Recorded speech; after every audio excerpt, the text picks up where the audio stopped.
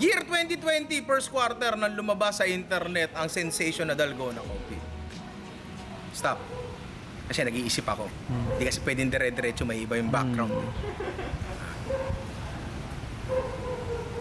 Lahat ng tao na napuwersang mag-work from home at nawala ng trabaho ay agad na ulol dito sa konsepto nito dahil lahat ng ingredients ito ay nasa ating mga kusina. Instant coffee, tubig, at asukal, diba? Nung nakita ko itong Dalgona Coffee na to, agad akong nag-isip, ano nga ba ang siyensya sa likod ng Dalgona Coffee na to? So ako ay nagsiyasat sa library ng Google first page at nalaman ko na ang kape pala, coffee powder, ay merong certain level of protein, di ba? Hindi ito nalalayo sa paggawa ng merang o merengue. Alam natin lahat 'yon. Lagay mo nga dito, Jerome, kung hindi nila alam kung ano yung merengue, di ba? Wala ba kayong kabataan? Ha? Kung magpatawa, maalog yung camera. Tarantado. sorry. Teka lang, nawala tuloy ako. Ang whipping action na ginagawa natin kapag binabati natin ang kape, ay ang nagdi-disperse sa protein na nandun sa loob ng kape, di ba? At itong protein na to ay lumalapat at nagtatrap ng air bubbles, di ba? Tapos, ang asukal, pinapataas ito ang viscosity ng tubig. Meaning, mas malapot siya at mas mabagal siyang bumaba sa gilid ng bula na ginawa natin, di ba? So, technically, ang Dalgona Coffee ay pwede nating i-consider na mousse dahil nasa kanya na ang base, which is coffee flavor. Bakit ang ingay doon sa kabila? May nagko-construction ba? Respeto naman sa nagbablog, oh.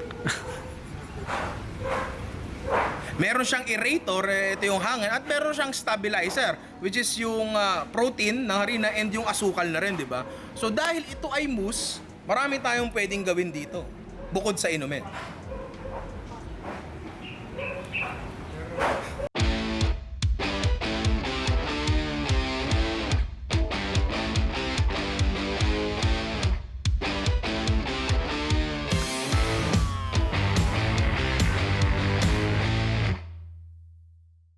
Studio audience, mag-ingay!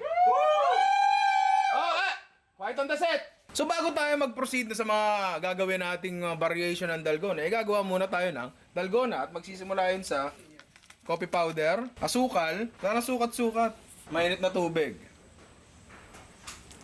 Almost equal parts lang siya by volume. Tapos, imbis na magtitinidor tayo, dahil ako na naman ay modern one tamad, meron tayo niyan.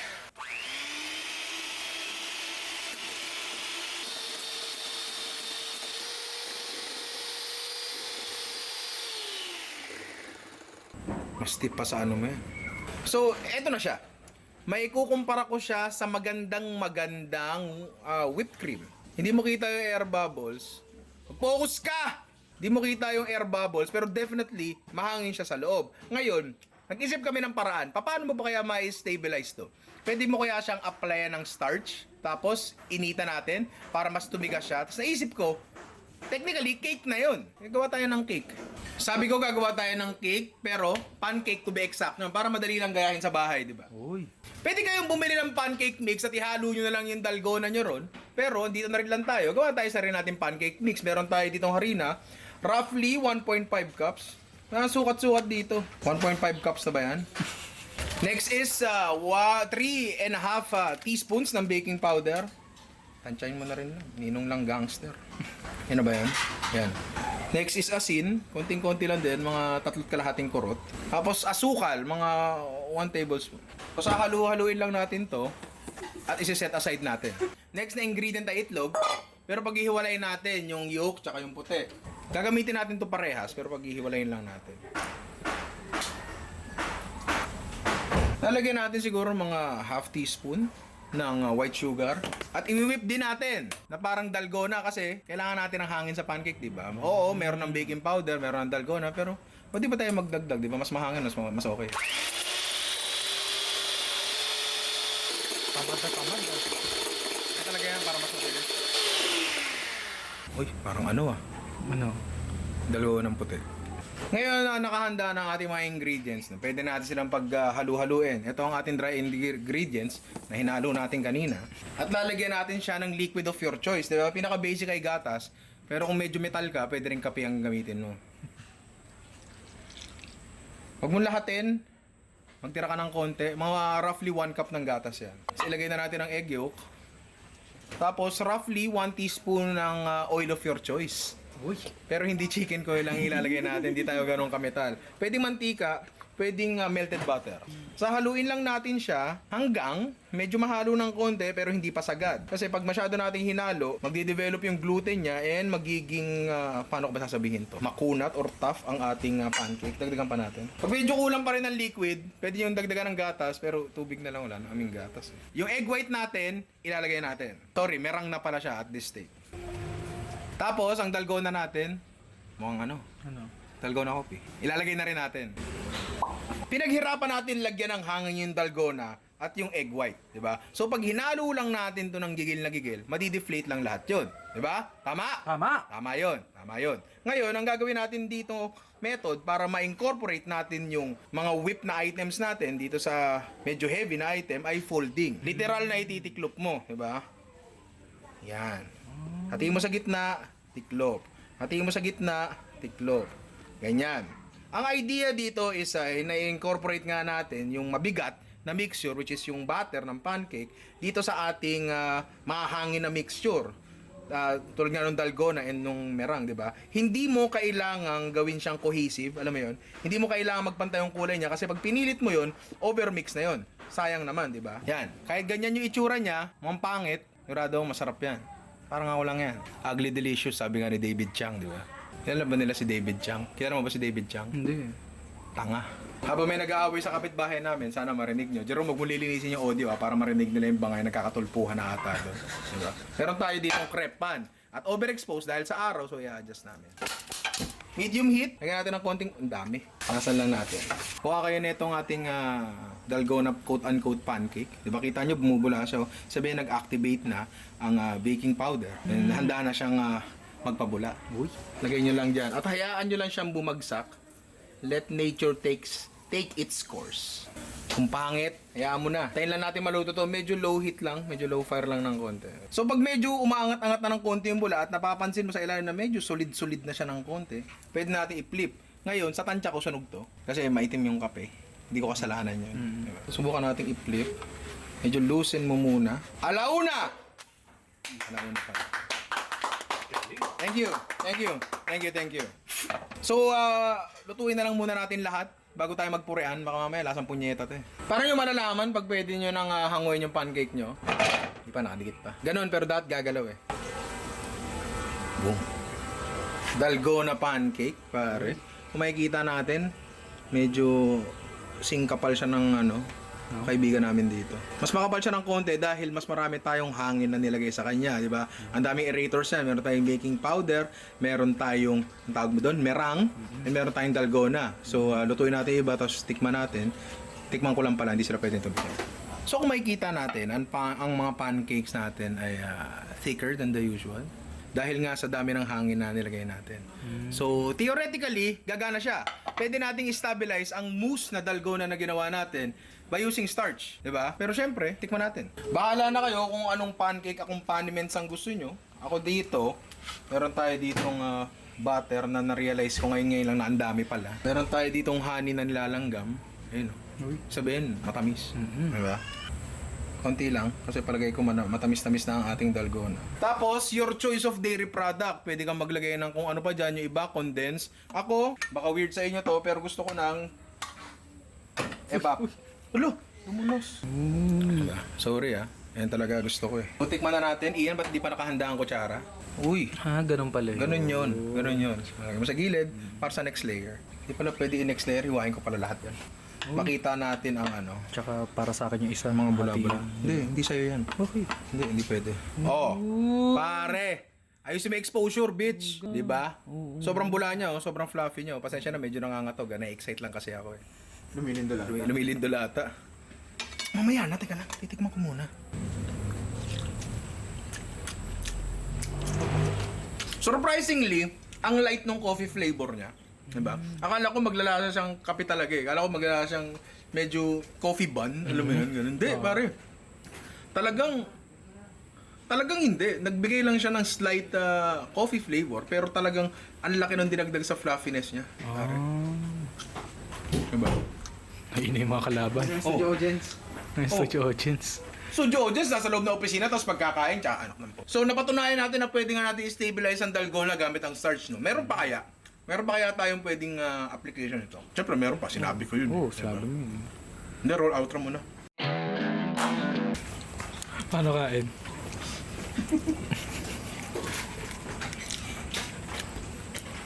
Mahal kita. Ang susunod na gagawin natin ay dalgona pie. Ha? Nakarinig na kayo nun? Hindi pa. O ngayon, narinig nyo na. Meron tayong aluminum tray dito. Hindi yan pakainan ni Luna. Ha? Ano yan? Cake pan talaga yan. Wala kasi akong pie plate eh. Diba?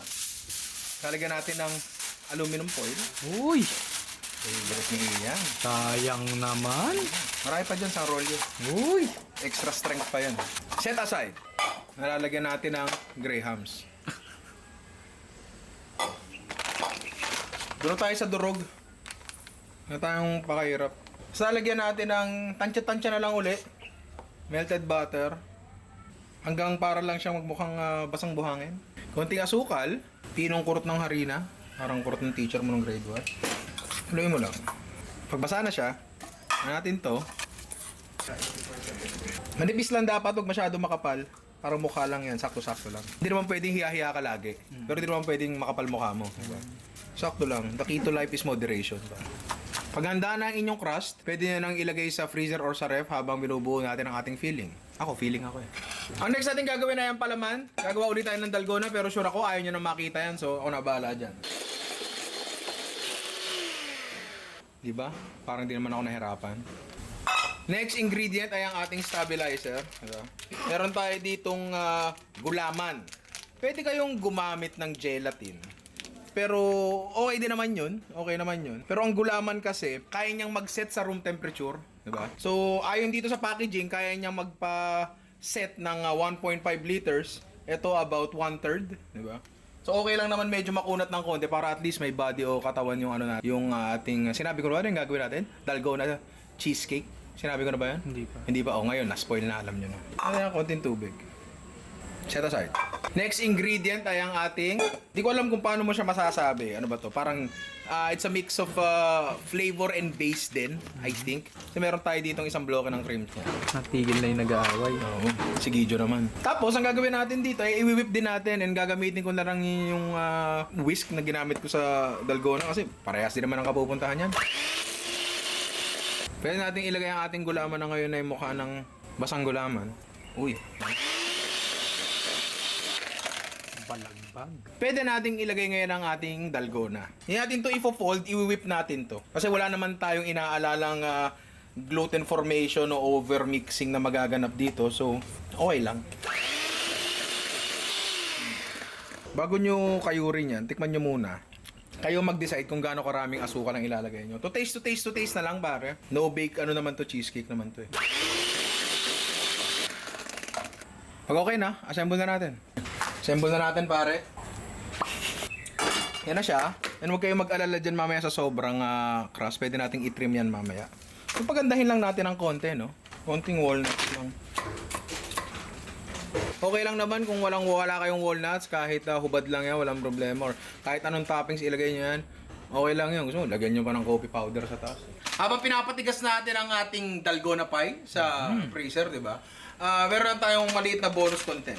Siguro, no, dahil naisip mo nga na pwedeng gumawa ng dalgona gamit sa kape, pwedeng i-whip ang mga inumin, di ba? Tulad nga ng kape, baka kanyo, pwedeng gumana yun sa Milo. May mangilan-ngilan siguro sa inyong nag-attempt na gumawa ng Milo Dalgona. Pero, to your dismay, siguro, hindi ito gumana. Tulad di parang Erwan, naparod ko yung Dalgona content niya kasi last year eh. Hindi daw nag-whip yung ano niya, yung Milo niya. So, parang ang ginawa niya ata, nilagyan niya ata na whipped cream.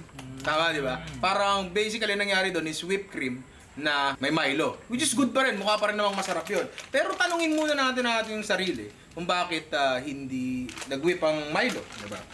Ayon sa nutrition facts, basa nyo ba? Yan. Per serving ng Milo is 24 grams, di ba? Tapos sa 24 grams na yun, meron siyang 2.5 grams ng fat. So almost 10%, more or less, ng mixture na yun, ng Milo, ay fat. Kaya siya hindi nag-whip, di ba? Tulad nga na in-explain ni Professor Ryan kanina na umuwi na, so pinasa niya na lang in-endorse na lang sa akin yung trabaho, 'di ba? So ngayon, dahil meron tayong mantika at meron tayong liquid, paano ngayon natin 'to i-whip? Dito ngayon uli papasok ang ating kaibigang lecithin. So, try na natin. Ito ang ating tubig, ito ang ating Milo. Bahala na kayo kung gaano karami. Lagay lang tayo ng konti. Konti lang. Madali naman magdagdag. Mahirap magbawas. Mahirap magbawas. Naiihi ako, teka lang.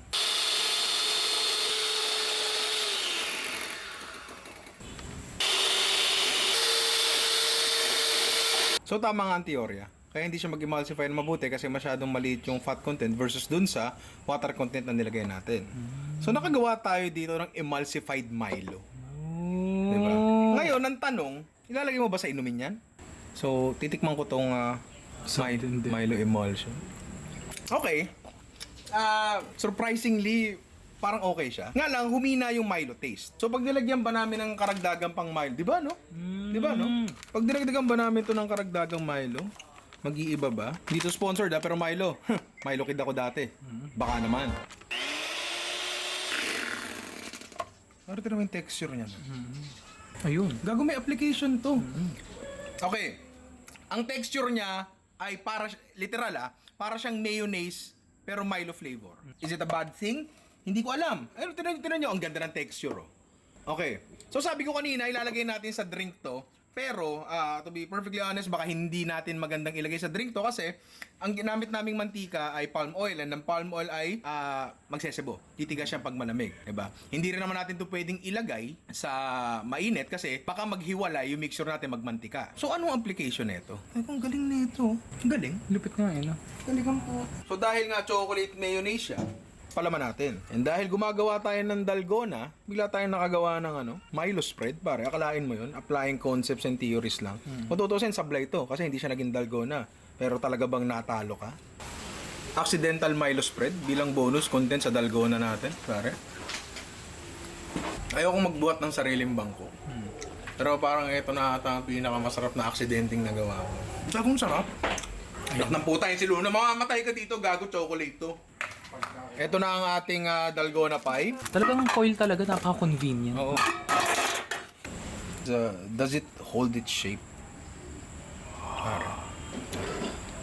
So, ginamit natin dito is dalgona coffee and cream cheese bilang base and flavoring and stabilizer na rin and gelatin. May air packets pa rin siya na bunga nga nung ginawa natin dalgona. At in-stabilize lang natin gamit ang ating agar-agar, ang gulaman, di ba? Okay naman siya. Sakto lang. Sakto lang siya. Ang pinaka-problema ko kasi dito is, while yung technique ay gumana, gumamit tayo ng kape at in-stabilize natin gamit ang agar-agar, pwede rin gelatin. Parang hindi lang maganda yung kombinasyon ng kape at cream cheese. Siguro. Palagay ko. Hindi mo siya lasang I mean, decente naman siya, pero could be better, pare. Putang ina naman talaga.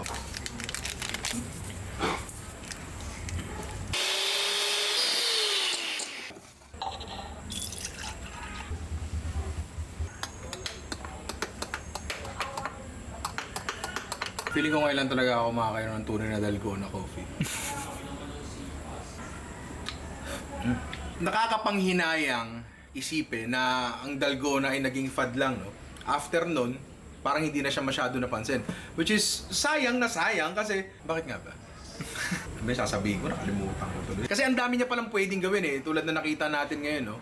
Kasi dati, limitado lang tayo. Kung gusto natin ng whipped items, gusto natin ng mahangin, airy, mousse type na items, limitado lang tayo sa meringue and, whipped cream, di ba? Ngayon, very effective pala tong dalgona to and nakita natin na hindi lang basta inumin ang application niya, di ba? Na-stabilize natin yung bula sa loob niya using starch at ininitan natin, di ba? Ginamitan din natin ang gelatin. So marami siyang pwede pang applications, di ba? And bonus na lang yung nakagawa tayo ng Milo spread, di ba? Nakagawa tayo ng palaman na Milo. Ang galing na, no? Milonaise. Pare, di ba?